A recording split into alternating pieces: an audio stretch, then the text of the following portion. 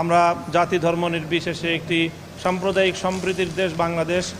এদেশে কোনো ধর্মাবলম্বী অন্য ধর্মাবলম্বীদের উপর কোনো ধরনের অযাচিত আক্রমণ করবে না, হামলা করবে না।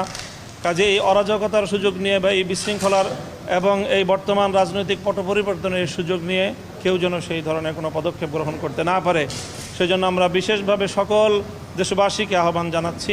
বিশেষ করে রাজনৈতিক নেতৃবৃন্দ যারা রয়েছেন, আমাদের ইমাম সাহেবান যারা রয়েছেন, আলেম ওলামা যারা রয়েছেন, তাদের এই ক্ষেত্রে একটি অগ্রণী ভূমিকা পালন করতে হবে। সেই জন্য আমরা দেশবাসীর প্রতি, আলেম সমাজের প্রতি বিশেষভাবে আহ্বান জানাবো যে সংখ্যালঘু এবং বিশেষ করে আইনশৃঙ্খলা রক্ষাকারী বাহিনী, পুলিশ সহ অন্যান্যদের এবং রাষ্ট্রীয় সকল স্থাপনাগুলো যেন নিরাপদ থাকে, সেজন্য আপনারা পদক্ষেপ গ্রহণ করবেন। আর শুরুতেই আমাদের প্রধানমন্ত্রী তিনি পদত্যাগ করেছেন, সেই পদত্যাগপত্র